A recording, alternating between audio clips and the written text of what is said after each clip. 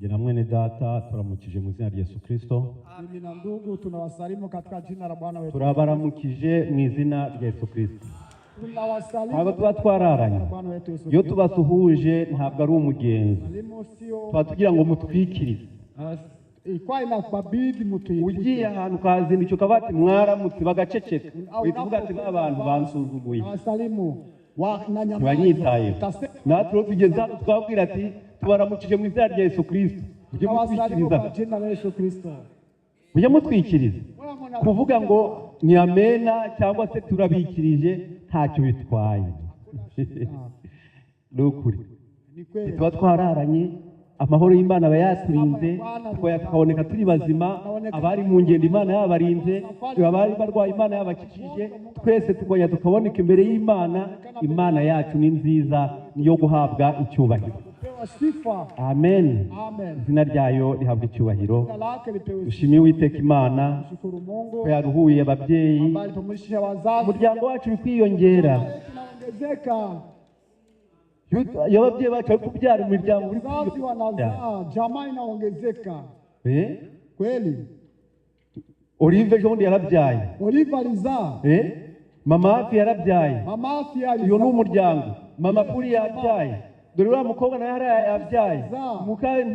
Umuryango wacu burya ukwiyongera.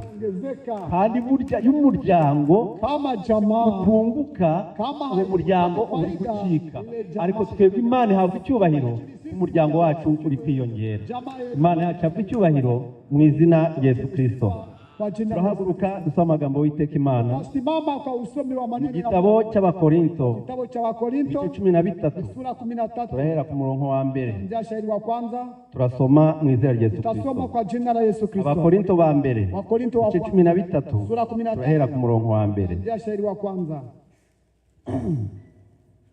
Turasoma mu izina rya Yesu Kristo. Nubwo navuga indimi z'abantu n'iz'abamarayika, ariko singire urukundo mba mpindutse nk'umuringa uvuga cyangwa icyuma kirenga. Kandi nubwo nagira impano yo guhanura, nkamenya ibihishwe byose n'ubwenge bwose, kandi nubwo nagira kwizera kose nkabasha gukuraho imisozi, ariko singire urukundo ntacyo mba ndicyo. Kandi nubwo natanga ibyanjye byose ngo ngaburire abakene, ndetse nkitanga ubwanjye ngo nkwikwe, ariko singire urukundo ntacyo byamarira. Urukundo rurihangana, rukagira neza. Urukundo ntirugira ishyari. Urukundo ntirwirarira, ntirwihimbaza, ntirukora ibiteye isoni, ntirushaka ibyarwo, ntiruhutiraho, ntirutekereza ikibi ku bantu, ntirwishimira gukiranirwa kw'abandi, ahubwo rwishimira ukuri.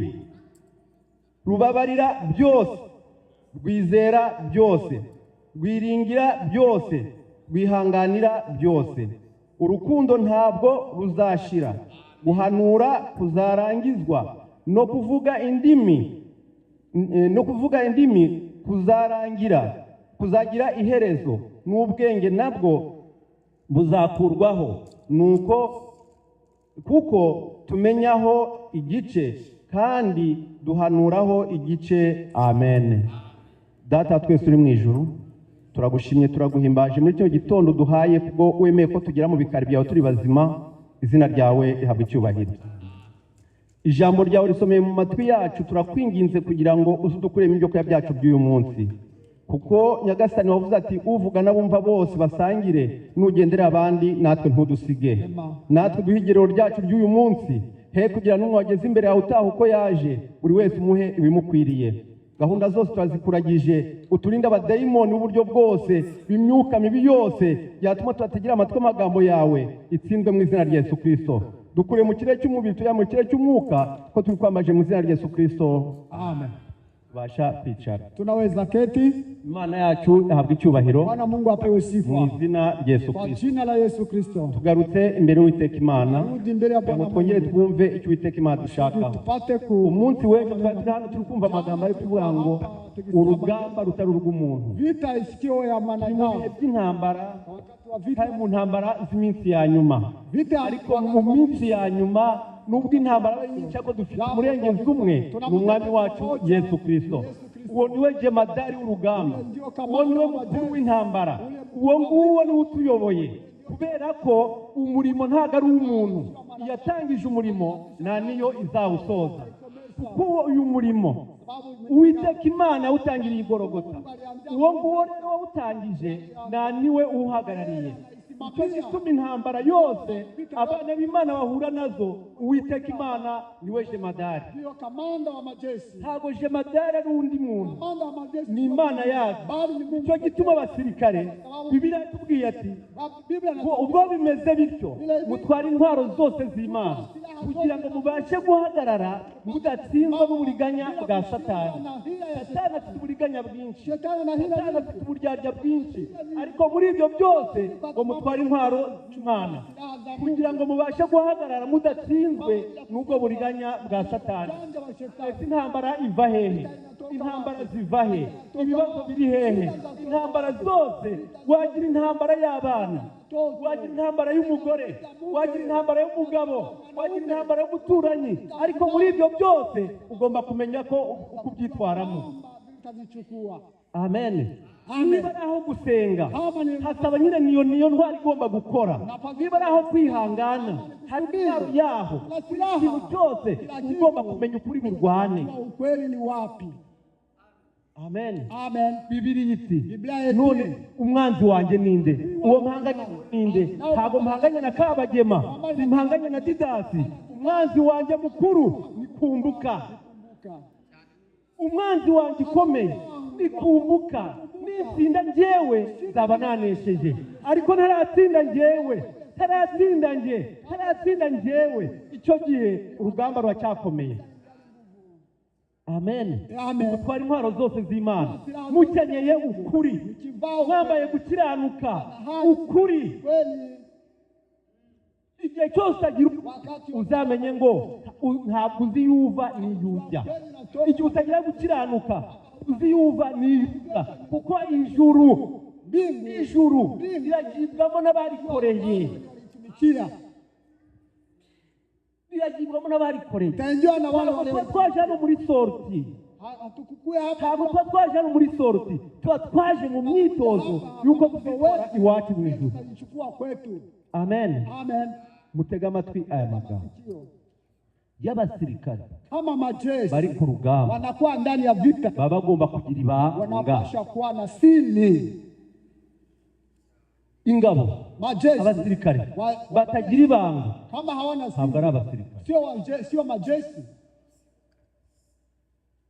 Ati kuki uvuze gusa? Sababu gani unasema vile? Mwumve mvugira ijambo. Acha nirudie ndani ya neno hili. Twese turi abasirikare ba Kristo, Sote tuko majeshi ya Bwana ariko wetu. none niba tutagira ibanga, Kama hatuna siri, ntabwo urugamba tuzarutsinda.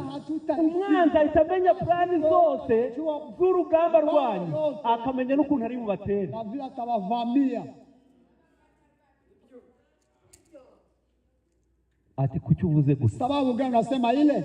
Mwese muri bene data, Nyote ni muri na bashiki bacu. Itangazo ritangiwe hano, Tangazo inayotolewa hapa. aha, ni ikibwiza Na mahubiri itangazo ritahira haruguru. inafika huko. Tutaranava tuva hano ryageze Toka hapa. gute? Je, Gute? ko turimo hano ni iwacu. Amatanga yatangiwe atahira ruguru bakadutanga kuyatangaza. Wanatutangulia kutangaza. Je, ayabo mujya muyabona? Ya kwabo mnaiona wapi? Ibyatangajwe ruguru ntitubyakira hano. Niba ibitangajwe hano bitahira ruguru, dufite abanzi, kuna maadui, dufite abagambanyi, tuko na majamaa ambao wanatutetea. Kuno ruhuzi byabaye iriya Unajua nitangulia huko arundi bavuze ngo alisema wandugu wa hano ni mu nzu yacu, hapa ni ndani ya nyumba, n'abana barimo n'abacu, na watoto waliomo ni wetu. Ibya hano amabanga n'ayacu, siri ya hapa ni yetu, kuyatanga kugira ngo bigende bite. Toa kusudi kweje.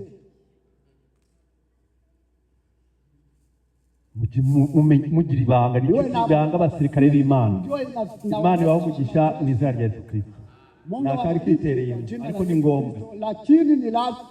Reka twikomeze mu magambo y'Imana. Wacha tusonge mbele na maneno ya Mungu muri kano kanya ambayo tunasoma sasa hivi. Mumbabare mutege, samahani mutege masikio ya maneno haya. Biblia iti nubwo navuga indimi z'abantu n'iz'abamarayika, hata niseme lugha za watu na malaika, kama sina upendo. Muri iki gice hano hantu honyine acho pekee havuze mu rukundo inshuro zigera, kunasema upendo mara 8. Nubwo navuga indimi z'abantu n'iz'abamarayika, ariko singira urukundo, bampindutse nk'umuringa uvuga cyangwa icyuma kirenga. Niba nta rukundo ruba muri wowe mwene data, niba urukundo rutari muri wowe, ukabuza guterana ugataha uri wa wundi, nta rukundo rutuye muri wowe, umeze nk'umuringa ntawutaniye n'iyi ngoma. Iyi ngoma nayo iravuga, iyi ngoma nayo barayikubitira cyangwa amajwi, ariko nta buzima buyirimo. Ari nawe rero ukuvuga ngo Imana yatubwiye iti niyo wagira guhanura, niyo wavuga indimi, utagira urukundo ni ubusa. Kubera ko kuririmba cyo kimenyetso cyo gukizwa, kubwiriza cyo kimenyetso cyo gukizwa. Wabwiriza ukarimbuka, waririmba ukarimbuka, wabyina ukarimbuka. Icyangombwa Imana dushakaho ni ugukizwa byuzuye, tugatura mu ijambo ryose ry'Uwiteka Imana. Bwana Yesu Kristo, icyo nicyo cyonyine Imana dushaka. Ngo njyewe none ngo kuko mbwiriza cyane, niyo wabwiriza nta rukundo ruri muri wowe ni ubusa. Ni icyuma kirenga, ni ukuvuza ingoma nayo ikavuga du du du du du du, ariko uri vide, lakini uko sufuri. Urukundo, upendo, umva Biblia Imana ubwayo ni urukundo. Niba Imana ari urukundo, n'abana bayo bakwiye gutura muri urwo rukundo. Kuko Imana ntabwo ibuza gutwara Kabagema, ntabwo Imana iraza gutwara Buhihi, iraza gutwara ibyayo biri muri Buhihi. Mambo yake yaliyokuwa ndani ya icyo yabikije muri Buhihi, icyo Imana ibuza gutwara. Ntabwo ibuza kureba kumbuka ko ntacyo nicyo, ariko Imana iraza iri muri kumbuka. Kuona ndani ya kumbuka. Biblia yetu ngo kuri uwo munsi katika ile siku wamoja watasema mimi. Imana ngira ngo abavuga ngo data wasebe baba no oya hapana, abo ngizababwira walitawaambia eti imbere mwangu toka mbele watenda dhambi, nigeze kubamenya wajua. None ko nabwirizaga, mbona nilikuwa nahubiri? Kubwiriza cyo kimenyetso cyo kujyayo. Ndio none ko nari umuririmbyi, ntabwo ari cyo kimenyetso cyo kujyayo. Chef de korari cyo kimenyetso, sitoro cyo kimenyetso. Ikimenyetso ni kimwe, n'ubw'ijambo ry'Imana utuye muri wowe. Kandani yako naho waririmba, wabyina, wasirimba, urukweto rugahengama, ariko nta kirimo, hakuna ndani kitu ndani yako. Dukomeze hepfo, tuendelee chini. hepfo arakomeje ati chini kunaendelea eti kandi nubwo nagira impano yo guhanura ntamenya ibihishwe byose nubwo n'ubwenge bwose kandi nubwo nagira kwizera kose ntabasha gukuraho imisozi ariko singire urukundo ntacyo mba ndicyo. Niyo nagira guhanura hata anakuwa na kutabiri nkareba Didasi nkavuga ati namubonye Imana yamunyeretse ari guca muri quartier gutya ari kujya kwa runaka bibona kagira no kwerekwa kumenyesha kwake hagira n'umusozi ati wa musozi washinguka kagira umuntu yapfuye bati zuka gukora ibitangaza cyo kimenyetso cyo gukizwa. Amen. Amen. Urukundo upendo urakenewe mu bana b'Imana. Mbere yuko Yesu Kristo agaruka birasaba tubanze tugarurirwe. Tubanze tugarurirwe. Bindi byariwe na kabungu byariwe n'ubuzukira anze bigaruke ipate kurudi. Ariko mugiye mugifite bavuze imipaka kama tungana na igihe mugifite imipaka zajya kwa Kabagema ariko kwa Jare sinzajyayo, zajya kwa Chantale ariko kwa Hamenya sinzajyayo. Umva mbere yuko inyamaswa zinjira mu nkuge, mbere yuko inyamaswa zinjira mu nkuge zinjiyemo buri nyamaswa yose amerwa yasize hariya mbere imekwisha kupotea nyuma yake. Oya mutega amatwi amata. Tega masikio maneno haya. Ingwe chui ingwe kundi nyama. Chui nampenda munyama. Ntabwo ibindi ntabwo igira ibijya. Alikule majani. Yinjiranyemo n'impongo. Na pongo biramanuka. Bikashuka. Ariko lakini bitewe nuko ikiguhiga sababu kinacho kiri kumpiga amerwe yasigaye twigende yinjirana mu nkuge kaingia ndani ya inyahu paka yinjirana n'imbere uko itagomba kuyita ariko aho bigeze byose byari byasigaye. Niba abana b'Imana none bafite imipaka aho bagenda naho batazagenda, abo baragusa naho batazaramutsa, mumenye iryo juru muri kujyamo hari ijuru ntabwo ari iry'abamuyomba. Ijuru turi kujyamo ntabwo ari iry'abamasenge, ni ijuru ry'Uwiteka Imana irakibwamo n'abarikoreye. Niba utararikoreye awitaingia hakuzalijamo. Uno ko nterana buri munsi Bwana kusanyika kila ushaka kujurara no mu rusengero, unalala ndani ya hekalu. Niba nta rukundo kama una upendo byakumarira, haitakufalia kitu. Niba nta rukundo kama una upendo zero, sufuri. Urukundo upendo ni ikintu gikomeye, kitu muhimu. Imana iti Mungu umve neza, sikia vema. Kabanye turebere Matayo. Sema tafuta kitabu cha Matayo 22 ihute kuri 30 basi 35 22. Urukundo ni ikintu gikomeye, kitu muhimu. Utabyumva ngo kumva ari kubivuga kanabisema ko biri kuvuga na kakumva. Umva ijambo ry'Imana, we kureba kumbuka ntacyo nakumarira, ko kumbuka ndi umunyantege nke, ariko ijambo ry'Imana rifite imbaraga. Amen.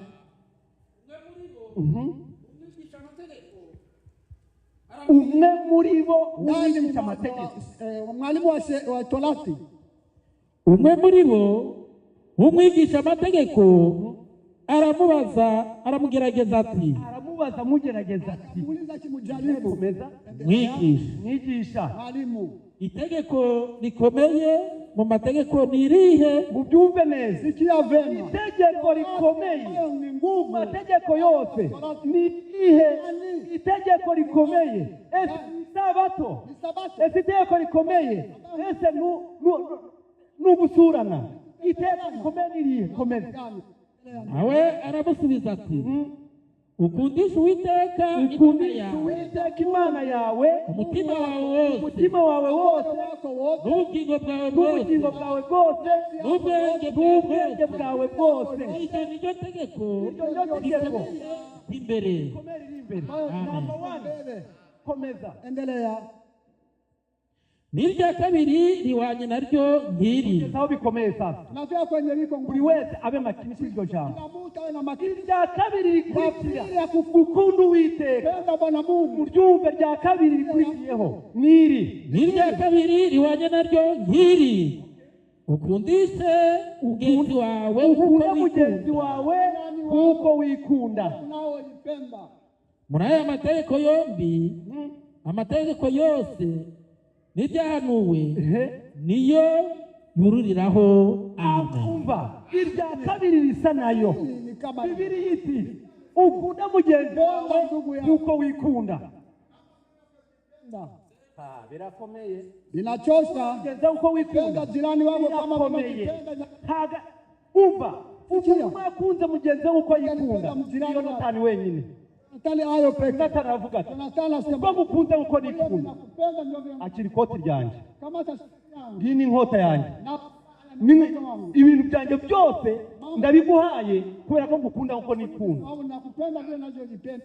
Ariko uyu munsi leo uragira no kwa mwene nafia kwa ndugu yako kwa kakariga zote kabingorane kubera urukundo rwarakonje. Ibiti mu minsi ya nyuma zabihe birushya kuko abantu bazabikunda bakumvira urukundo rw'abenshi ruzakonja. Urukundo rw'abenshi ruzakonja. Urahura na mwene so takuna yako. Haleluya ndugu. Kuramukanya kusalimiana anakukumbatia kikuona licho akaguhobera bitavuye mu mutima ariko ibyo uhisha Uwiteka Imana arabireba. Ibyo uhisha umuntu urwo rwangano uhisha umuntu Bibiliya iravuga uzahisha abantu ariko ntuzahisha Uwiteka Imana. Imana ubwayo irabyitegereza. Imana irabireba. Ibyo dukora twihishe Uwiteka Imana arabireba. Ibyo duhisha abantu Uwiteka Imana arabireba. Ibyo duhisha abantu Imana ubwayo irabyitegereza. Yumve neza. Haraka sana kwa ihute muri Mubalewi katika kitabu cha Walawi.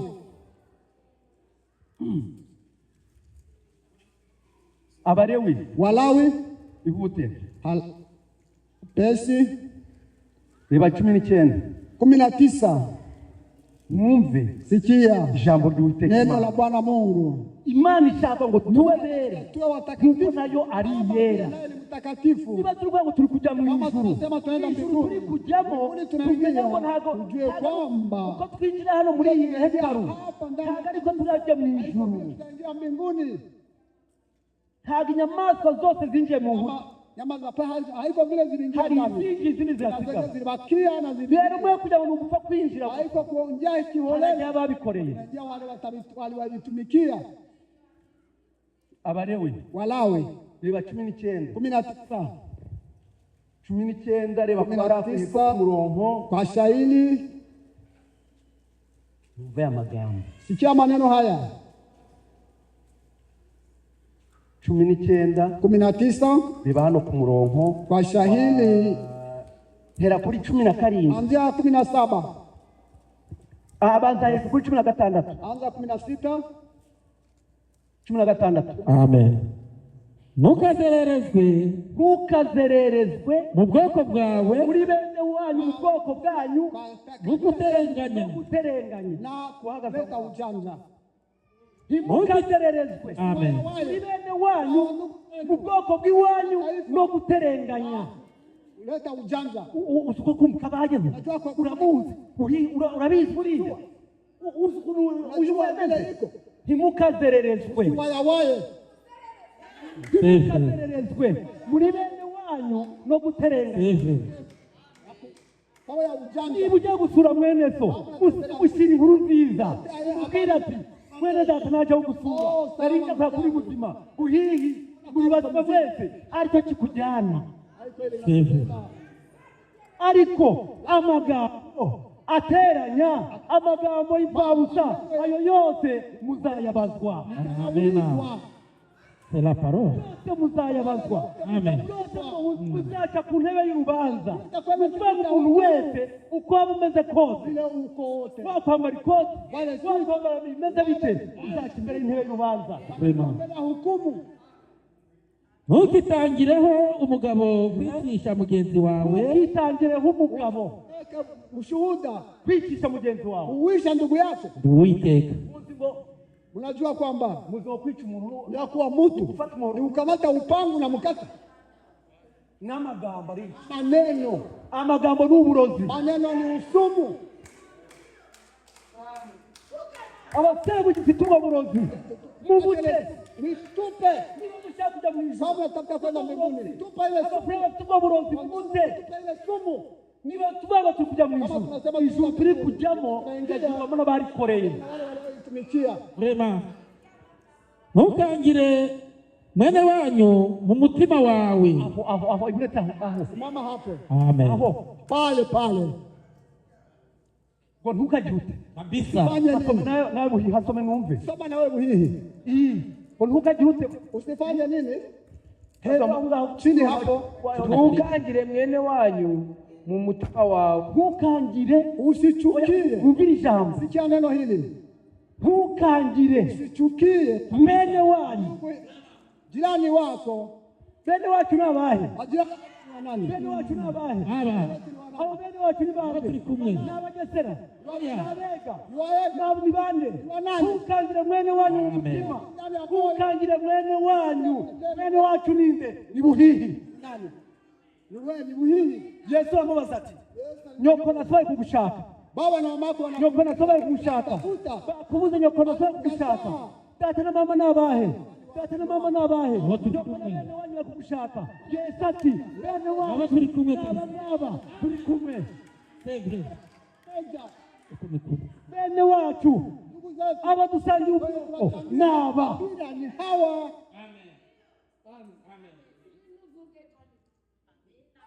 Ntukangire mwene wanyu Chukie mu mutima. nani wako ndani ya moyo. Abafite urwango rwo mu mutima ruhikiranije, murarimbutse. Tangamia. Abagifite inzangano zo mu mitima, Chukia moyo. bishwe mu mitima, murarimbutse.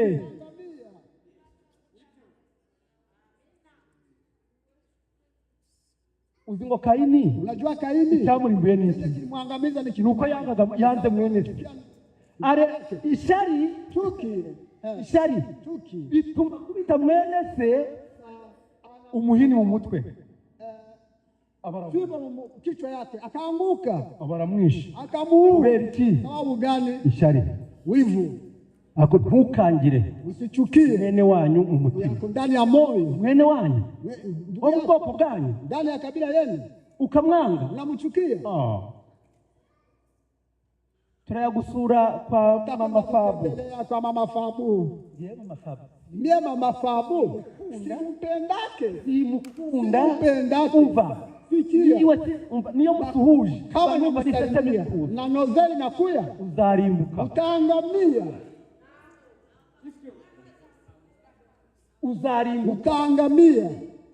Nushaka uterane, Kipenda ushaka uririmbe, nushaka ubyine, niba urukundo rutari muri wowe, umenye ngo aho uri kujya ni ikuzimu. Adezi.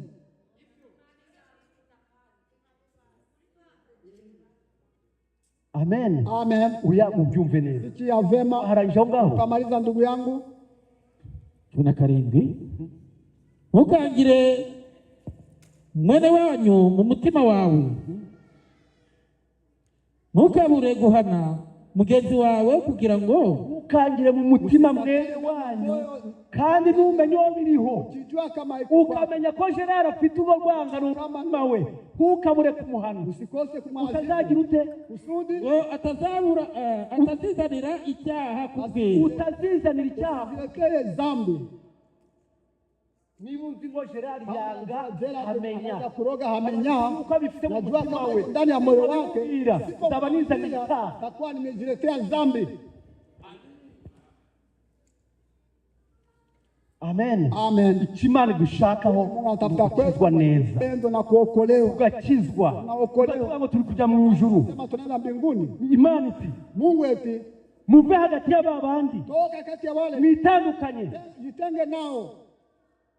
none niba twicangana Mbone kama tunge tunachukiana, n'abandi tuko sawa na wale.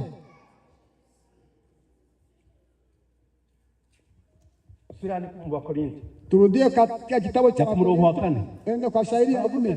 Tunasema eti urukundo rurihangana, upendo inasubiri, urukundo rukagira neza, upendo inatenda vema, urukundo upendo rurihangana inasubiri, rukagira neza, inatenda mema, urukundo ntirugira ishari, haina wivu, urukundo ntirutegereza, ntiruvuga ibitera isoni, mambo ya haja, ntirushaka ibyarwo, tafute mambo yake, ntiruhutiraho fanye mambo tekereza ikibi ku bantu. atuanzie kibaya kwa watu. Ni upendo. Urwo rwatumye Yesu Kristo yemera kuzamuka igorogota, yemera kubambwa, yemera gukubitwa, urupfu nagomba gupfa, Alikubali kufariki, apfa ku bwanjye, alikufa kwa ku ajili bw'ibyaha byanjye, kumbuka mubi, kumbuka mubeshyi, kumbuka urwangano. Yesu Kristo yemera kumupfira bali kumufilia kugira ngo ubone ubugingo buhoraho, apate uzima wa milele.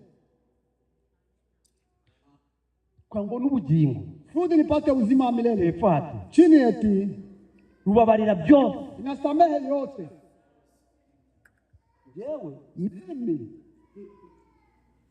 Mimi mama hatanga mama atanga ni msamehe n'ukuntu yamemutse na vile ni njyewe namubabarira n'ijuru ryamanuka sinamubabarira. Kutazamubabarira nawe ntuzababarirwa. samehewa.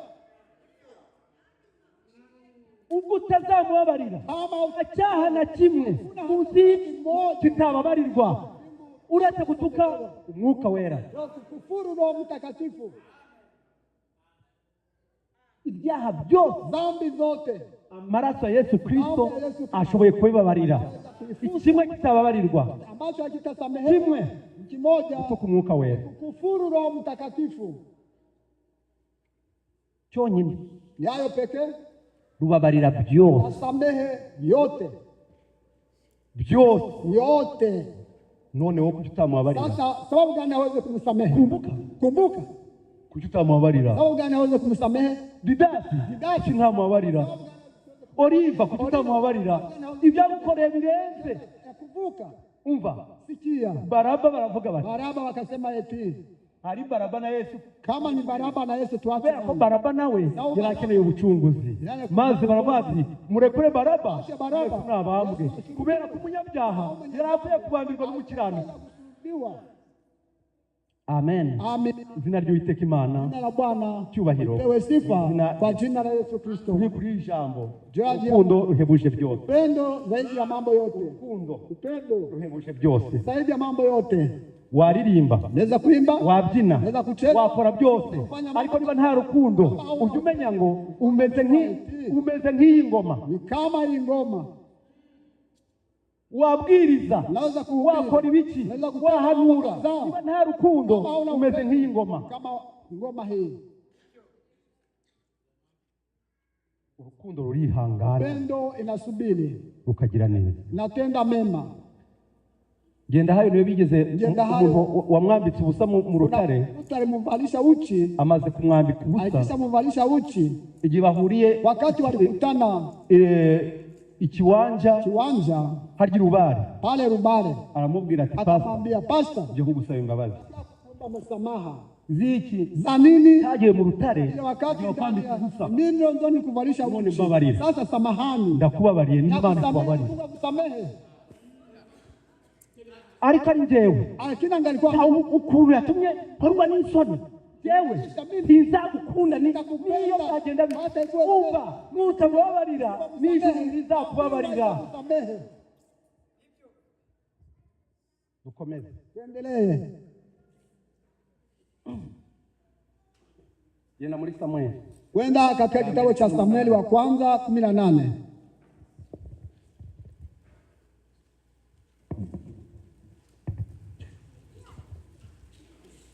Urukundo, upendo uhebuje byose. Zaidi ya mambo yote. 18 wahageze. 18 uliwasili hapo. Hera ku murongo wa mbere ugiye ku wa 4. Kwanza hadi 4. Amen. Nuko Dawidi amaze kuvugana na Sauli. Dawidi amaze kuvugana na Sauli. Ongea na Sauli. Umutima wa Yonatani uherako ubagatika inkurane. Umutima wa Yonatani n'uwa Dawidi ubagatika kubiranye. Kawa kama kamba ya kufungwa. N'uwa Dawidi. Kandi Yonatani akamukunda uko yikunda. Akamukunda. Akamupenda. Akamukunda. Anamupenda. Nk'iki? Kama nini? Nkuko yikunda. Kama vile anajipenda. Niba numva cyora kubyuka nkisiga amavuta, burya ngomba kwishimira ko na Chantal arabyuka nayo akayisiga. Kumva yuko nakwinezerwa no kubona mushiki wacu nuze nawe yabyuka akisiga. Nabona asa neza, kumva biranshimishije. Kubera iki? Kuko aramukunze nkuko yikunda. Kama vile anajipenda. Maze uwo munsi Sauli ajana Dawidi iwe. Ajana Dawidi iwe. Akambeba Dawidi kwake. Komeza. Niyamukundira kwa gusubira kwa se ukundi. Bukeye Yonatani na Dawidi basezerana isezerano. Bukeye Yonatani na Dawidi. Ulipokucha Yonatani na Dawidi. Kuko yaramukunze kuko yikunze. Amen. Amen. Umva barasezerana. Umva barasezerana. Wakapatana. Umva. Sikia. Kuva nkubonye. Hivi kuna. Umva mujye mukunda abana b'Imana. Kwa mnapenda watoto wa Mungu. Kuva ugezi wacu. Hivi unafika kweli. Befrere. Kuva nkubonye. Hivi nimekuona. Kuva nkubonye. Hivi nimekuona. Sinari inkunzo. Hivi nimekuona. Imana yaduhuje. Mungu ukava Cyankware. Nanjye nkava mu Rwanda. Tugahurira hano. Tugahuza na rya jambo. Ibyo byonyine. Nataka nakupenda. Hano hari benshi bavuye ibyumba ntazi. Na wengi walitoka byumba. Kandi Kentucky. Lakini wanakaa Kentucky. Hari benshi bavuye Cyankware. Kuna wengi walitoka Cyankware haujui. Wanakaa Kentucky. Lakini sisi kwa gatandatu siku ya sita tusigana umuruho hano hamwe. Kama cyumweru turi kumwe. Kubera iki uri mwene data. Uko ndugu yangu. Nunyanga. Ukinichukia utakumbe jichukia. Turabana. Tuko wanadamu. Tuzafudika. Tafanya makosa. Ariko nubwo tuzafudika. Lakini hata tunafanya makosa. Unajua eti Tamuriza si mubi. Tamuriza sio mbaya. Satani niwe mubi. Shetani ndio mbaya. Tamuriza. Ndani ya Tamuriza. Komeza. Endelea. Murongo wa 4. Yonatani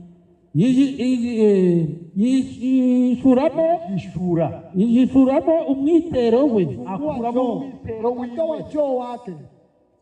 Akuramo umwitero we yari yiteye awuha Dawidi. Akamupa Dawidi. Umva sikia irikoti ishwiti yangu najambaraga nkumva ndaberewe pe. Bala nkumva ndishimye. Ariko none lakini sasa bita nuko gukunda. Nakupenda. Ndari guhaye. Nakupa. Ariko muri kubyumva. Unasikia? Iyorande nayambaraga natambuka kuva nanjye kabisa nyoboye. Nafurahi. Ariko bitari ko ngukunda. Dada ndayiguhaje. Nakupa. Ese none birahari. Sasa leo iko. None birahari. Leo iko. Imana tugarurire urukundo nk'urwa mbere. Pendo wa kale. Komeza. Endelea. Yonatani yishuramo umwitero we yari yiteye awuha Dawidi. Arawumuha. N'umwambaro we ndetse n'inkota ye n'umuheto we. N'umukandara we. Umukandara. Nuko Dawidi sikia akuyemo umwitero. Amen. Akuyemo ikoti rye. Akuyemo n'inkota. Yose kanisa. N'umukandara. Na mukaba yake. N'umukandara. Na mukaba. Nawo kangugufi. Naye namupa. Nawe ujye wambara nanjye ndawambara nkumva ndishimye. None nawe gukuyemo toa na ukuna hivi. Kubera iki? Sababu gani? Urukundo pendo utari alikuwa. Sio fileo. Hari nkundo ebyiri. Kuna upendo fileo na agapao. Fileo na agapao. hari urukundo duhuriyeho n'amatungo. Upendo tunakutana kwa na mafugo. Ihene nayo ikunda umwana wayo. Mbuzi nayo inapenda mtoto wake. Igakunda ihene n'umugenzi wazo. Penda mbuzi mwenzake. Tube dutyo. Tukue vile? Oya. Hapana. Imani dufashe. Mungu atusaidie. Iduhe urukundo. Atupe upendo rwuzuye. ambayo inajaa. Urwo rukundo rwuzuye. Penda nirwo dukeneye. Ihute jya muri Matayo. Wende ndani ya kitabu cha Matayo.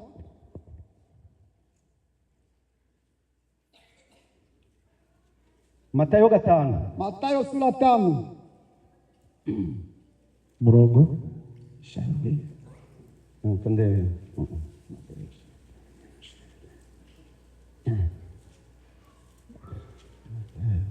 Angane gato. Subiri kidogo. Ni hebu ya muri Yohana. Ende ndani ya kitabu cha Yohana. Yohana inzandiko. Yohana nyaraka. Ugiye ku gice cya 4. Wende kwa sura ya 4. Hiyo. Ya mbere uhere bana wa kwanza ku murongo wa 19 ujya kwa 22 hadi 12. 22. Turasaba muzera ry'Imana Yesu Kristo. Amen. Turayikunda kuko ariyo yabanje kudukunda. Dukunda Imana kuko ariyo yabanje kudukunda. Komeza. Umuntu navuga ati nkunda Imana akanga mwene se aba ari umunyabinyoma. Amen. Amina. Kuko udakunda mwene se yabonye atabasha gukunda Imana atabonye. Urumva kunda Imana, kunda n'ijambo ryayo, jewe mbega nini sasa?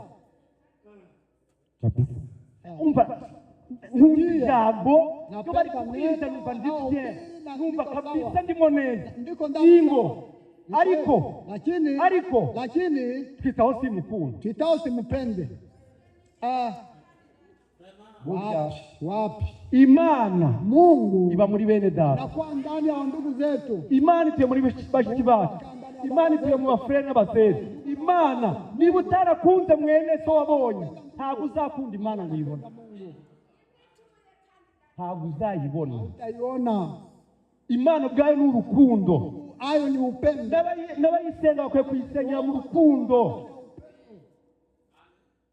None urabesha ngukunda. Danganya asema unapenda Mungu. Na upende wapi? Hayuku. Haumupendi. Hepfo ngo iki? Chini eti umuntu navuga bakunda Imana akanga mwene se aba ari umunyabinyoma. Kuko adakunda mwene se yabonye atabasha gukunda Imana atabonye. Udakunda mwene se kama upende ndugu yako. Kandi dufite n'itegeko ryavuye kuri yo ngo ukunda Imana akunde na mwene se. Itegeko. Sheria. Ukumva itegeko? Sikia sheria. Ako muri kubyumva? Nasikia vema. Ni itegeko. Sheria. Ubyange ubipende emere. Bali itegeko. Sheria. Ninduri hejuru y'amategeko hano. Nani akwa juu ya sheria? Onjewe. Mimi. Ndi hejuru y'amategeko. Niyo mwabivuga mute? Ndi hejuru y'amategeko. Niko juu ya sheria. Hakuna hata hejuru y'ijambo. Juu ya neno. Nta kintu. Hayuko.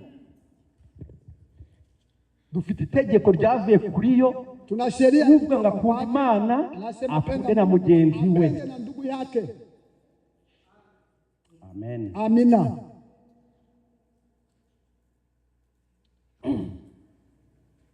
Imana yacu Mungu wetu icyatumye yemera kumanuka Golgotha kushuka Golgotha kaza kutubambira nta kindi ni hakuna kitu kingine ni upendo. Yohana inzandiko 3. Yohana nyaraka 3 13 ndio 3:13 3:13 inzandiko mutangazwa nuko abitsi babanga. Bene data wa ndugu, ntimutangazwa nuko abitsi babanga. Ulimwengu wanawachukia, abitsi bazatwanga, wanatuchukia. Komeza. Ndio. Bene data ntimutangazwa nuko abitsi babanga. Twebwe tuzi yuko twavuye mu rupfu tukagera mu bugingo. Amen. Bohagaze gatoya. Simama hapo kidogo, simama hapo Amen. kidogo. Bene data, Wandugu, bashiki banjye, dada zangu, muzi yuko mnajua abisi kwamba batwanga. wanatuchukia. Abisi ntibatwanga. Wabila wanatuchukia. Muzi yuko abisi batwanga. Wabila wanatuchukia. Iyi tubatwanga ni iki? Sababu Abanyamubiri bazanga abanyamwuka. Wa kiroho. Amen. Ariko Lakini tuzi ko abisi batwanga. ndio kwamba wa dunia wanatuchukia. Ongera asome twumve. Ndio pasome tusikie. Bene data, nimutangazwe nuko abisi Abisi babanga. babanga. Twebwe tuzi yuko twavuye mu rupfu tukagera mu bugingo. Kubera iki? Sababu gani? Kuko dukunda bene data. Inatosha. Amen. Amen. Achia pale. Icyadukuye mu rupfu Tutosha ndani ya kikatuzamura kikatwicaza mu bugingo. ndani ya uzima. Ngo ni ukubera iki? Sababu gani? Oya niko nimusubize. Ni ukubera iki? Ni sababu gani? Mu gisozo kwivuga Kiswahili nasema kuko dukunda bene data. ndio tunapenda wa ndugu zetu.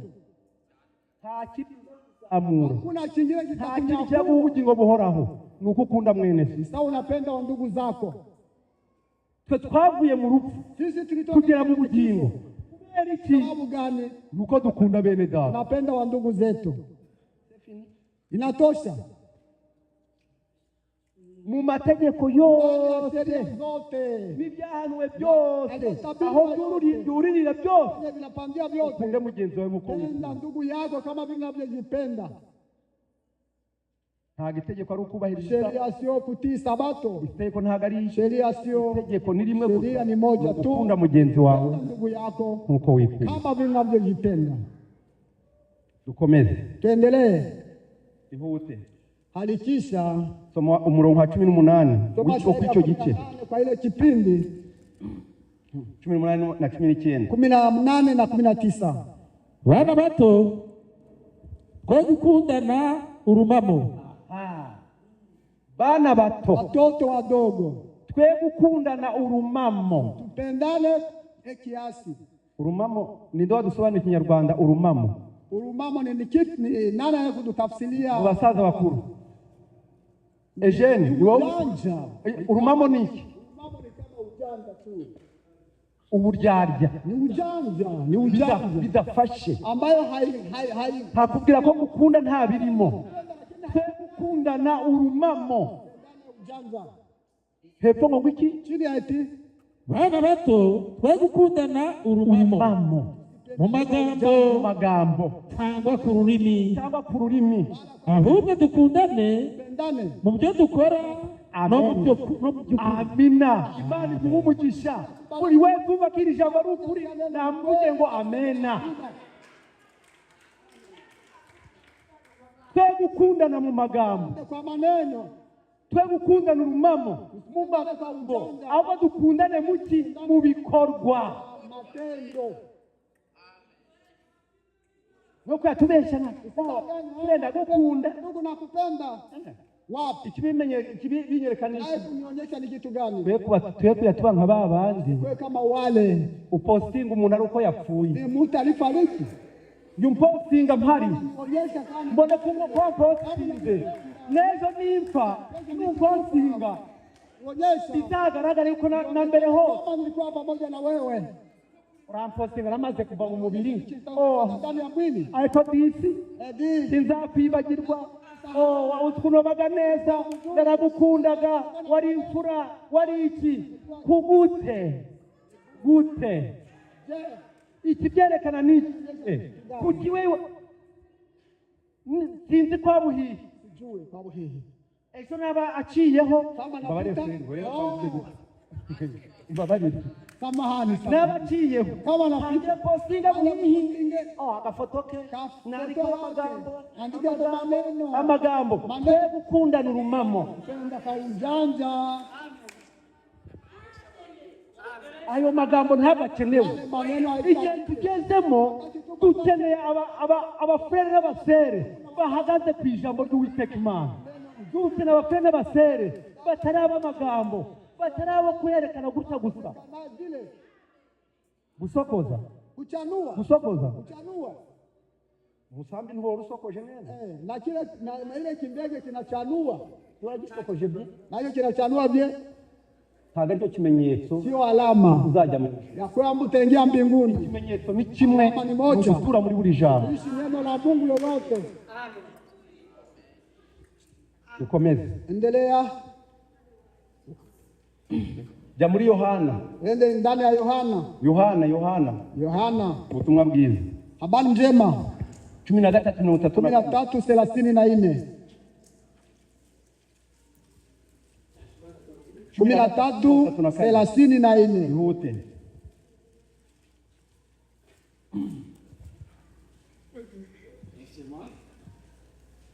Turasoma mu izina ry'Umwami Yesu Kristo. Amen. Amen. Kandi bantu ubwo Amina. Ndabaha itegeko. Hapa sheria nyipya. Mukundane. Mupendane. Kuko nabakunze. Niliwapenda. Ariko namwe mukundane. Munapendana. Bose bazabamenyeraho ko muri abigishwa banje nimukundana. Uzi ngo bazabamenya yuko mukunda guterana. Bazamenya ko mukunda kuririmba. Bazamenya ko mukunda kubwiriza. Oya, nimukundana bazamenya ko muri abigishwa banje. Wangu. Mwene sakarwara, ndugu yako anagonjwa, umusuri, hautamtembelea. Ngo bati weye ngo basi ni laidi. Asi ni laidi. Hapana, tusidanganye. Yo watekereje kujya mu bukwe kutabura iraidi yo kujyayo. Ndani ya harusi mbona haukoze jinsi ya kwenda? Uko atekereje kujyamo kutajuburira harusi ukoresha ushoboye watega na uba ariko kujya mu bwo ubu naenda ariko kwa mwene lakini kwa ndugu yako the problem ni shida. Twe gukundana mu magambo ahubwo ni mu bikorwa. Niba tuvuga ngo turi kujya mu ijuru tureka amagambo. Kama tunasema tunaenda mbinguni tufanye ndani ya matendo. Mukundane uko nabakunze. Mupendane kama munava nkunda Imana. Kama unasema unapenda akanga mwene nachukia ndugu yake 0 0. Ihute. Alaka. Mu Baroma 12. Warumi 12. Warumi 12. Murongo ni wa 9 n'uwa 10. Ya 9 na ya 10. Urukundo rwanyu rwo kugira uburyarya. Amen. Mangi bibi urunuka. Muhorane ibyiza. Amen. Amen. Urukundo rwanyu, pendo wenu. Aho twavugiye mu magambo yose turi gusoma. Maneno yote tunasoma. Hari kuvuga urukundo. Unasema upendo. Kuki iryo jambo rigera ryikaruka? Kubera iki? Nuko rifite agaciro. Sababu ina dhamani. No mu ijuru na mbinguni abariyo mu rukundo. Upendo. Bicayemo mu rukundo. Anakaa ndani. Amen. Aho mbega ahantu bari nta kindi cyayoboye ni urukundo gusa. Ni upendo. Niba tudashobora gusangira ku meza y'ibirayi kama duchangia ku meza y'ibirayi, kama duchangia kwa meza viazi, tukicara ngo turi kumva ijambo ry'Imana, neno la Mungu ntacyo bimaze. Haina mafaa. Ni gukora umuganda. Ni kufanya salongo. Ni gukora umuganda. Kufanya salongo. Niba ntabasha gusangira natamuriza kama sitachangia y'ibirayi kwa meza viazi, tukagusangira ku meza guchangia kwa meza ya kiroho, bimaze iki? Nazifalia nini? Ni sorti twagiyemo. Ni kama iyo sorti rero ntabwo Imana yikeneye. Mungu haipendi. Ikeneye abaje bazanye n'imitima yabo. Ileta moyo yao. Dukomeze. Tuendelee. Kubyo gukunda bene data. Ukundane rwose. Kubyo gukunda bene data ukundane rwose sana. Icyubahiro. Heshima. Ashimbere mugenzi we. Nje mbona ko bitasa nduta. Kuvuka na nishinda. Ni zaidi yangu. Uramujina soko aranduta. Ule mmoja basi ananipita. Jewe mimi uri iki? Uko nini wewe? igifite icyo kiri cyo uri icyo nicyo kubera Imana ituye muri wowe. Icyo cyonyine gusa urakomeye kubera Yesu Kristo atuye mu bugingo bwawe. Uri hejuru kubera ko ijambo ry'Imana riri muri wowe. Biblia iti urinda umutima wawe kuruta ibindi byose birindwa. Aho hariho umwuka inachungwa huko. Jangona kugaruka karo uruno rugendo. Ninapenda kuleta kiwango. Ukazana akagaro kamata unaleta ugashyira muri frigo. Si unaweka ndani ya frigo. Kagaterekamo. Nakaterekeza ndani. Umwana akazakuramo anakuwa natosha. Agasuka. Anamwanga. Akanywa. Anakunywa. Ye mwana. Ya mtoto. Ungesubiza akagaro muri frigo amatada. Ndani ya frigo. Subiza vuba amatadapfa. Akongera akayabika. Naenda naweka. Undakaza. Na mengine. Hamenya akaza agafata avuye mu kazi nawe agasuka mu gakombe nawe akanywa nawe agahita asubiza muri frigo. Yawe yanabyibagiye mwana mtoto akahamagara Eliza ihute cyara amata muri frigo tia ndani ya frigo. Reka kagaro gashyiremo ya mata wacha galo imalizike ndani maziwa urebe ko kongera gusubira muri frigo. Unaweka utakarudisha ndani cyari kirimo icyagiye agaciro icyatumaga bakabika neza icyatumaga bagaha icyubahiro ni amata yarari muri ko. Imana igukunda ryari ijambo ryayo riri muri wowe. Imana ikwitaho ryari ijambo ryayo rituye muri wowe. Yo nta jambo riri muri wowe uri zero.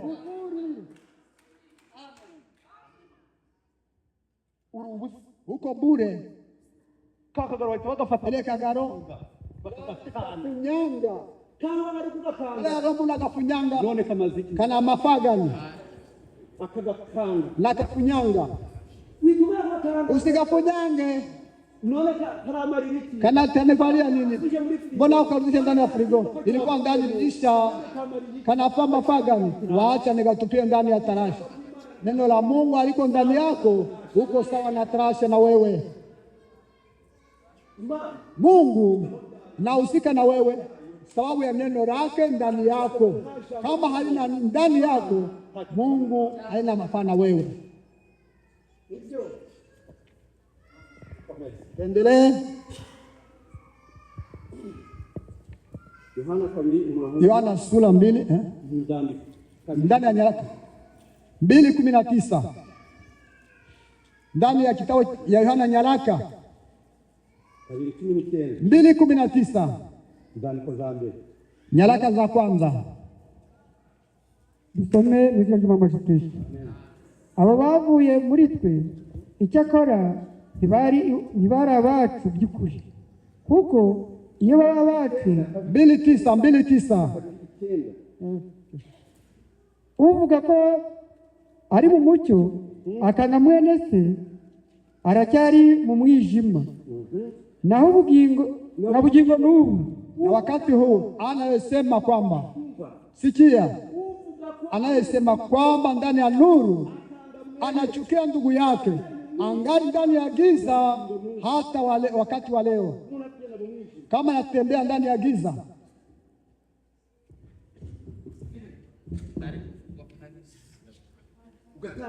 naanza bwana unaona ni mtu tembea polepole na kinatingizika. Unaona ni kivuli ndio kinakuogopesha. Wewe si mwanadamu kweli? Pole sana. Unaweza kuona ni mwanadamu kama vile hawana neno, ni wako vile. Kama neno liko ndani yako, unaona watoto wa Mungu wote, unaona na mashetani. Watoto wa Mungu hakuna shetani kwa ndani yake. Na utaviona wakati gani? Unaona kivuli wakati gani? Wakati hauna upendo ndani yako. Endelea. Upenese aguma mu mucyo anayependa ndugu yake nta kigusha kiri muri we. Hakuna kikwazo ndani yake. Mimi waniteta unakwala ni sababu gani? Lile jesi hana viato Askari mwenye hana viatu anakwala mafuta natoka. Sababu gani? Hana viatu. Kama kuna viatu unakanyanga na motini yako liba mchongoma yote. Mtoto wa Mungu ambaye anahimarika ndani ya neno la Mungu. Endelea shairi hiyo. Naho uwanga mwene se ari mu mwijima, kandi anayechukia ndugu yake mu mwijima ntazi. Anayechukia ndugu yake anakuwa ndani ya giza. Anayechukia ndugu yake uwanga mwene se ari mu mwijima, anakuwa ndani ya giza. Na wakati wa sasa ila haitumike ndugu yangu. Uwanga mwene anayechukia ndugu yake, wacha nami nipatafute nipasome murongo ukende ya 9. Unasema eti uvuga ko ari mu mucyo, anasema kwa iko na nuru. Anachukia ndugu yake angali ndani ya giza na wakati wa sasa. Ukunda mwene se aguma mu mucyo, anabaki ndani ya kigusha cha kumwangusha muriwe. Naho uwanga mwene se ari mu mwijima giza, kandi agenda mu mwijima, tembea ndani ya giza, hazi yava hazi niyaje. Ahari ikinogo ntahamenya, aho kitari ntahazi. Ntazi ngo mwene data ninde, ntazi ngo mushiki wacu ninde. Kubera iki? Ari mu mwijima, ako ndani ya giza. apfa kutoroma gusa, anaenda kiholela, akagwa mu binogo bidahari. Uka ndani ya shimo hayuko. Uje witonda, kwa nenda pole pole. Baba Oliva wabo baga ni walonzi nako hakarika zote utubanze asomeho chunguza apande kuonja. Wamara kuhava napo toka pale nagira gatoya sina afanya kikwambie. Kubera iki? Aho babantu bagenda mu mwijima batazi yo bava niyo bajya. Umwijima bahumya amaso babona ibinogo aho bitari kwenye habiko.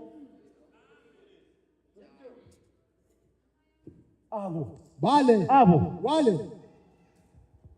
Imani Mungu atusaidie kujya mu ijuru, kwenda mbinguni. Nta kindi turi guharanira, hakuna kitu tunakazania, ni kwenda mbinguni. Kujamo Mungu tunakazania imeze bite? Ese ijuru turi kujamo ni iry'aba Muyomba, ni iry'aba data wacu? Oya, ijuru turi kujamo ni iry'Imana. Riragibwamo barikoreye. Niba utararikoreye ukiri hano, icyo uzaba cyo ugitegura none. Oya byumve neza. Kia vema. Mama Paul ejo ndi yarabyaye. Mapulu juza alizaa. Ariko umwana ataruzuza ibyangombwa. Mtoto kama hayajaza vya lazima. Hari garagambije tuyongwa ngo njana kwa muganga. Utara pregnant. Umwaka igaragamba yako kavati. Ntago ndibuze. Lakini sitakuya. Inzara ntiziramera. Kucha hayaota.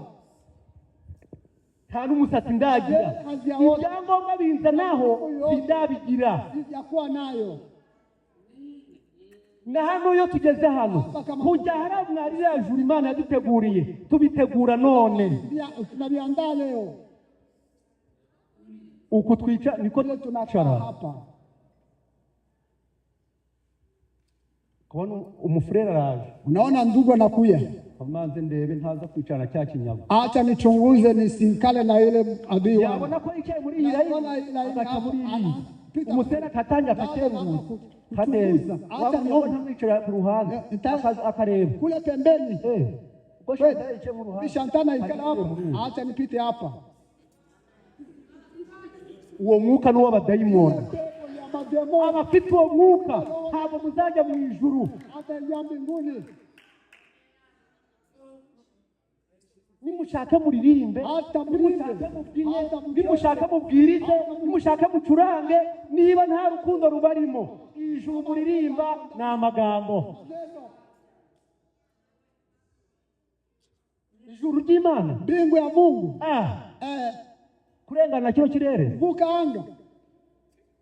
tuzagenda gute, tuzambikwa imbaraga, tuzamusanganira, tuzagenda n'ukuri, abasere bazajyayo, tuzagenda n'ukuri, bene data bazajyayo, tuzagenda. Muzagenda gute? Mtaenda je? Mtaingia kweli? Muzagenda gute? Muzagenda gute? Izo mbaraga uzishaka ni none. Leo Na kuririmba, kubwiriza, wapi? kubwiriza cyo kimenyetso cyo gukizwa. Kuririmba cyo kimenyetso cyo gukizwa. Ikimenyetso ni kimwe n'ugutura muri buri jambo. Ile tu. Uzingamozi kusirimba kuruta Najua mnajua kucheza kama kushinda Wanyamulenge. Wanyamulenge wanacheza. Bahera mu gitondo Wanaambia basirimba nawe wabireba umva. Sikia. kinanda kikakubi. Nami napiga kabisa. Nawe kwenye huko nasikia kwa haina. Piga ile kinanda yao. Nasikia nao nicheza. None ngora barusha. Sasa unawashinda. Unaweza kuimba na angamia. Unaweza kuhubiri na angamia. Na muhimu Ubiriza. hapo na hubiri Tutuyemo. Aririmba tutuyemo. Naho utabini bitababi uzarimbuka. angamia. Uzarimbuka. Angamia bila shaka. Usipopenda utaangamia. Yemere wewe kubyemera uzarimbuka. Ijambo ry'Imana ntakatiriza. No. Ntakatiriza. Ntabyo kuvuga ngo Ukatia huko na huko. ngo haragakatiriza uzanyuramo. Hakuna. Ijambo ni Neno la Mungu ni mstari wa kunyooka. ntaho gukatiriza. Hakuna ukatia huko.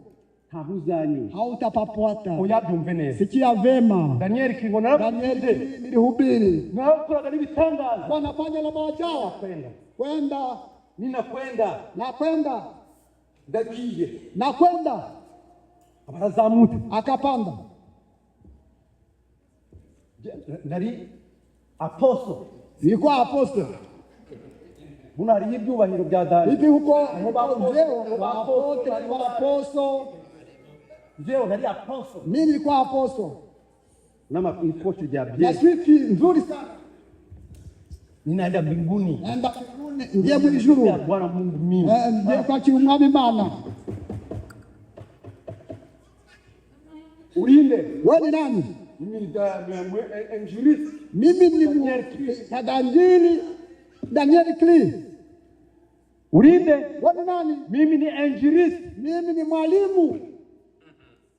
Baya batanga no kongeraho n'ibyubahiro. Wanaweka na mabyeo ngo wumve ko bakomeye.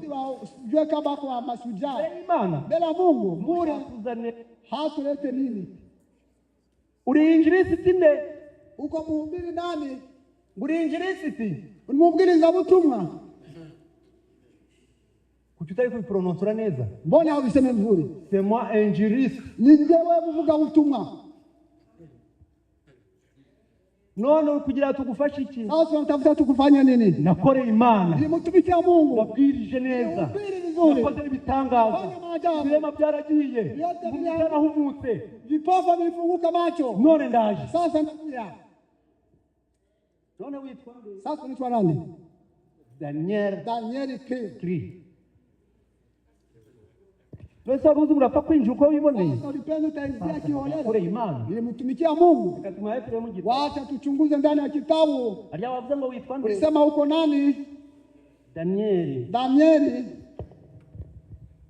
Barareba. Walitazama. Yedi ndebera. Didao Kuri alfabe ya da. Ni atazamia kwa Alfabe ya da. kwa nukta ya da tuone kama tutampata. Da. Wapi? Inakosekana. Na Daniel lirimo. Ona hakuna Danieli ndani. Jewe. Mimi Umuntu wabwirizaga. mimi nilihubiri Ibiterane muri Amerika iyo zahabuka. Marekani pote. Murebe neza. Tazama vizuri. Ryange ryavuga. Ona jina langu kosa. Ninajulikana Amerika, ndani ya Marekani, Ulaya, Ulaya, Australia, Australia. Hehe. Wapi? kumenyekana mu isi, kujulikana ulimwenguni, kumenyekana mu isi ntacyo byakumarira. Icy'ingenzi ni ukumenyekana hariya mu isi. Bakumenya ariko ijuru ritakuzi. Mu isi bakubaha, ijuru ritakuzi. Icyangombwa shaka icyubahiro cyo mu ijuru. tumikia mbingu. Ngo mushake kri. After kri. Mfasha muturebe. Ndugu nisaidie. Kri. Ibarira mu. Wapi nakosekana? Nta zina ryawe ririmo. Jina lako ugiye kurimbuka. Naenda kuangamia. Ibitangaza nakoze. Maajabu nifanya. Nuko unabwirizaga. Hivi nilihubiri. Nuko unari umuririmbisho hatari. Hali mu rwego rw'isi. None ngiye kurimbuka. Waya ulimwengu naangamia. Utahukumiwa. Unachirwa iteka. Danieli atangira gutitira. Anaanza kutetemeka. Atangira gutitira. Anaanza tetemeka. None bibwiriza nabwirije byavuye iki? Nifanya nini? Nyine. Warabwirije ariko ufitemo n'ubwirasi. Warabwirije ariko ufitemo n'inzangano. Warabwirije ufitemo n'ishari. None rero ugiye gucibwa iki? Urubanza. Uko niko benshi bazagera imbere y'Imana bababwire bati nimwumve imbere mwa nkozi ziri bimwe sinigeze kugira ute nigeze kubamenya.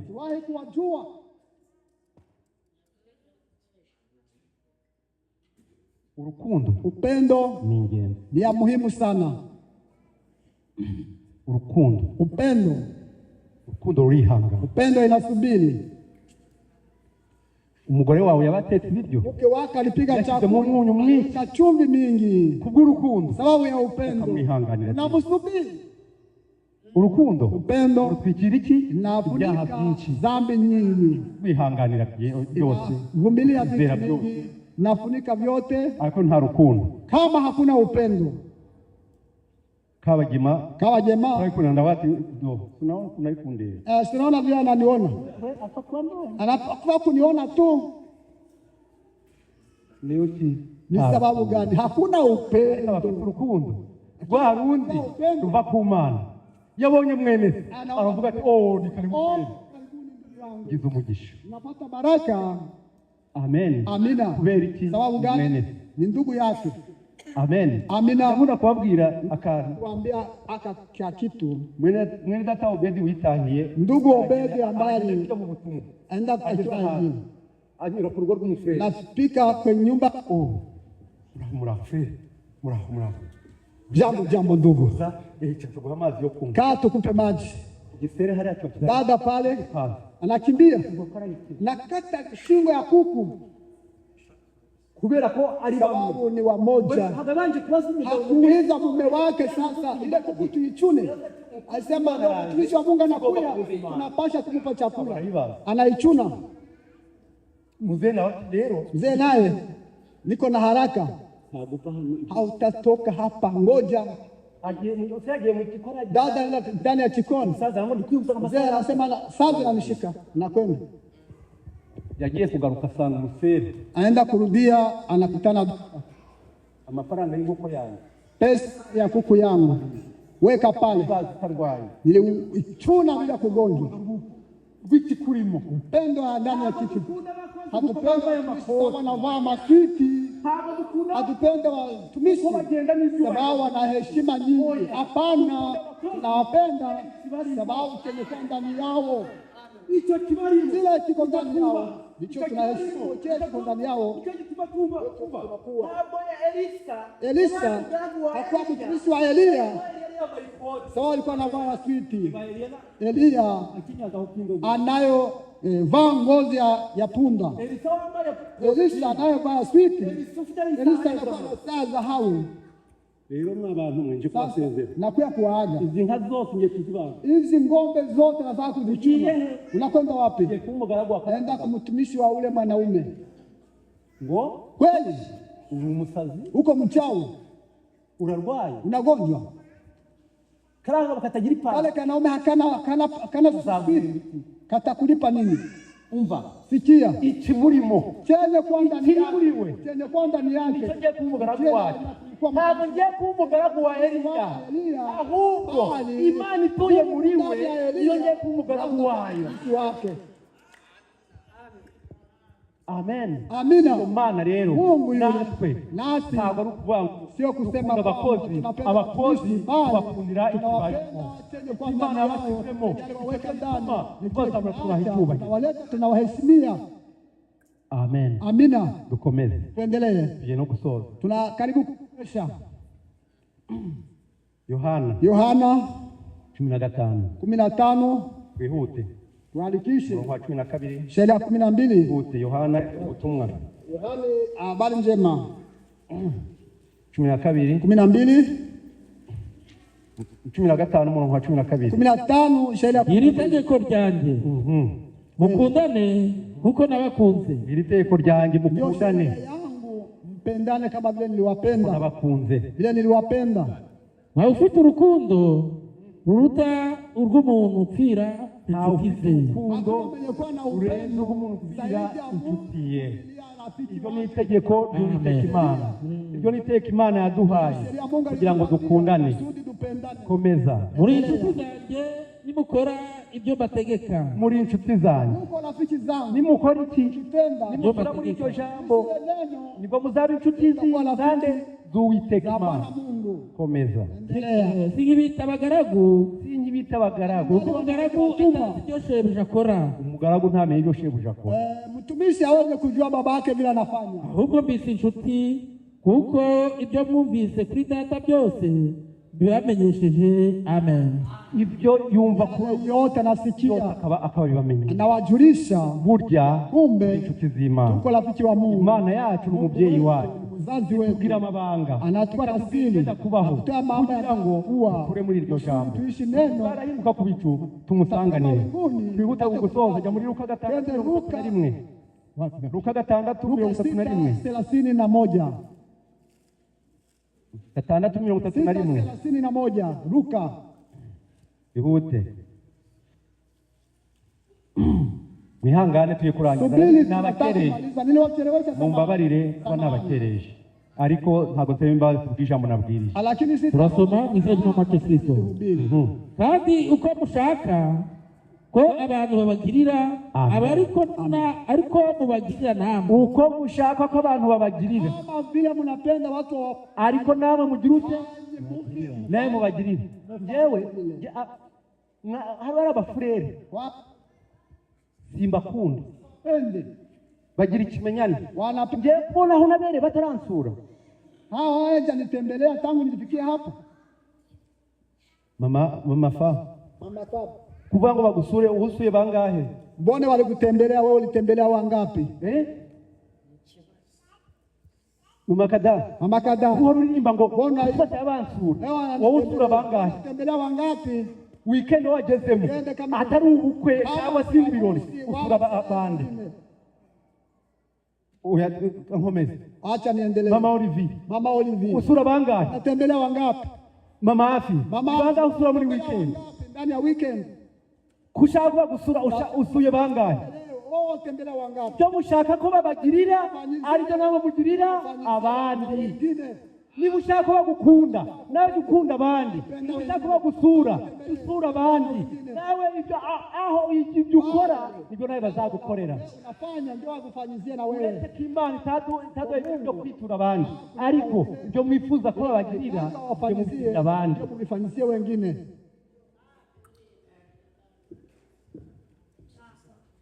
Komeza. Endelea ndugu. Nimukunda babakunda. Mkipenda wanaowapenda.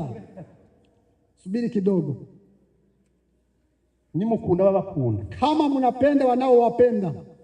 Nimukunda nukunda baba mwavanye iri muri Cyankwara. Kama unapenda kutoka papa Cyankwara. Ndi hawa wade mayi wanje mayi wangu tu. Ariko abandi sinzayiba. Sitawapa. Tawugurira gazi. Nuzia gazi.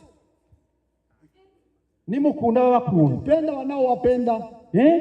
Oya mumve neza Jona. Rukunda abana bawe gusa. Penda watoto wako. Ukabana nibonza uzampamagara niwe nzatuma mbyuka mu bana banjye. Watoto wangu. mu modoka yawe ndani ya gari abantu twaramo tunachukua nzatwaramo umuryango wanjye gusa abandi bandebe siwahusu kabisa. nimukunda abakunda Msipende wanaowapenda. nimukunda abakunda Msipende wanaowapenda. nimukunda abakunda ntabwo muzagororerwa Mutalipa. Mutapata thawabu. ntabwo muzagororerwa Mutapata thawabu. uzi ngo Imana izaguhembera ibyo Mungu wahanye abana atakulipa bawe nini? Imana Mungu. ntabwo izaguhembera ibyo wahanye abana bawe Mungu atakulipia chakula ulihemelea watoto. sema pendo Ndugu mapendo. Imana izaguhembera imyenda waguriye abakobwa bawe Vile unafikiri Mungu atakulipa oya mavazi Imana izaguhembera ibyo wakoreye abandi kuko ibyo wabikoze ari inshingano sawa ni shuruti yako. ibyo wabikoze ari inshingano nimukunda abakunda muzagororerwa iki Kwa nini? komeza Endelea. nimukunda ababakunda muzashimwa iki? uzashimwa iki Mutashukuru nini? abanyabyaha abapagani bo barabikora Hawafanyiki abanyabyaha nabo bakunda ababakunda, n'abakunda abakunda wanapenda wanaowapenda. basura babasura Wanatembelea wanaowatembelea. izahagera hari inka Nani ng'ombe? nanjye muhanga Leo nami nakupa ng'ombe. uko bikora mu Inakuwa aho uwo ni umukino w'ikibina watoto. ni umukino w'ikibina nta migisha irimo Hakuna malipo mbinguni. uhinga uhari Wewe nakupa ng'ombe. nanjye muhanga Nakupa nyingine. Hapana. Sufuri. Hakuna upendo ndani. ni ikibina muri kwikorera Bila mnafanya. zaduhana Tukawa tunapeana ng'ombe. Usudi na kulipa. Nami nakupa. urwo ruyenge ariko ibyo byose nta migisha birimo ahubwo twari dukwiye kureba ese Sasa uriya mushiki wacu dada yetu twaje kangahe kose kapa mara ngapi? ko ntarabona yambaye nawe oranje Anavala umugore wanjye akaba yahinduranya buri cyumweru ese nawe sinamuremera unaweza kumupa. aho niho uzahembwa n'Uwiteka niho Imana izaguha umugisha ese ko nambara amakoti nayahinduranya none rero yahamenya ko ntarabona yambaye ikoti na rimwe ese nawe muguriye aka gakoti nawe ntikamubera aho niho uzahembwa naho amafaranga wariye wahahiye abana bawe Watoto wako wahereje bene wanyu muri Afurika nta migisha irimo hakuna baraka ndani. nimukunda abakunda Mkipenda ugasura babasuye tembelea nta mugisha hakuna baraka. umugisha uri hamwe gusa Baraka iko fasi moja. uri hamwe gusa Uko fasi ukunde moja. mugenzi wawe Penda uko jirani wikunda kama vile komeza hepfo penda. 33 33. kandi nimugirira neza abayibagirira muzashimwa iki? nimugirira neza abayibagirira Tendea wanaowatendea vizuri abanyabyaha nabo barabikora na wenye dhambi wanavifanya. Nao wanavifanya. kandi nimugirira abo mutekereza kusubiramo Rudia ndani. kandi nimuguriza abo mutekereza ko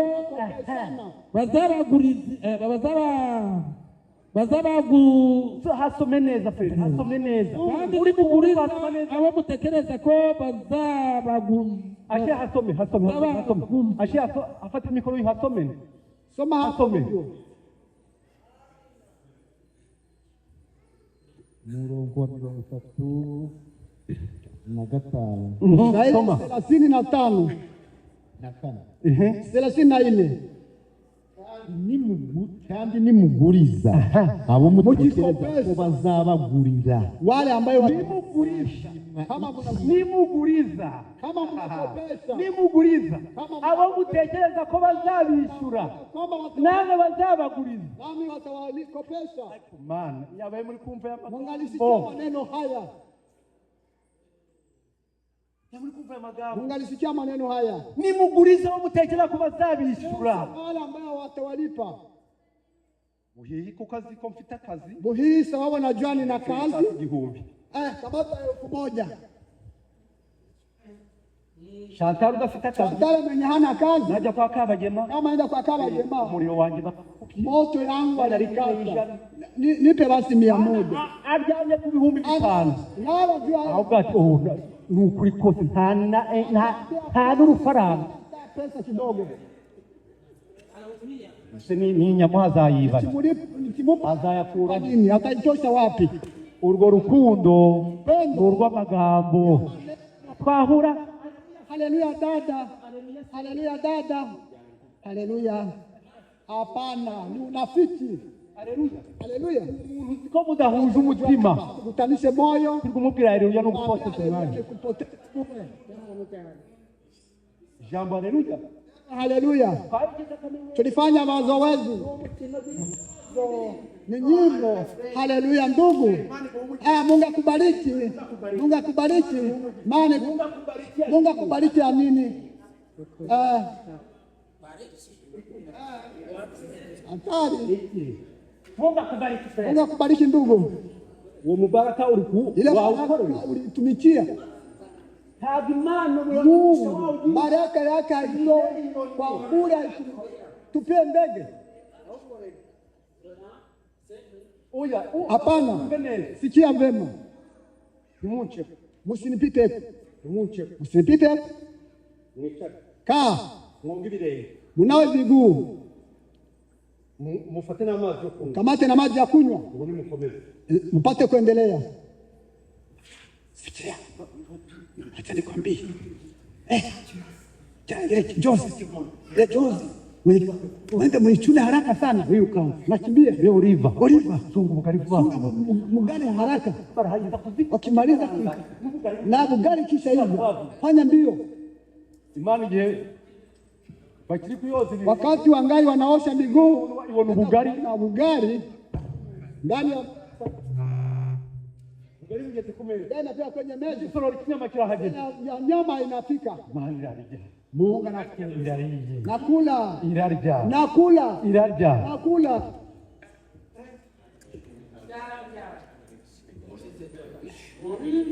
Harja koko ngende.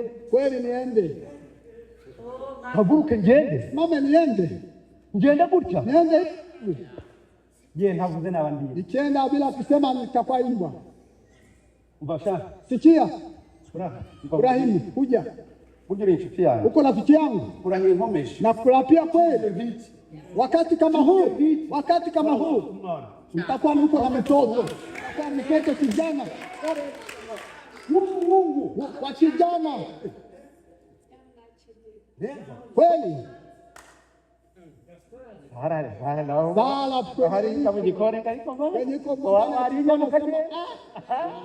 Warinya mukigende. Nyama wende. Ariko Imana Mungu eti kindi gihe nk'iki wakati kama huu uzafite umwana w'umuhungu nawe nukorera Imana neza. Kindi gihe nk'iki wakati kama huu abantu udafite uzaba bafite ba rukundo, ba byishimo, ba ngeso nziza, bakugira neza. Abo bana bose Uwiteka Imana yabageneye abayikorera. Imana ibahe umugisha mu izina rya Yesu Kristo. Imana bakundwa.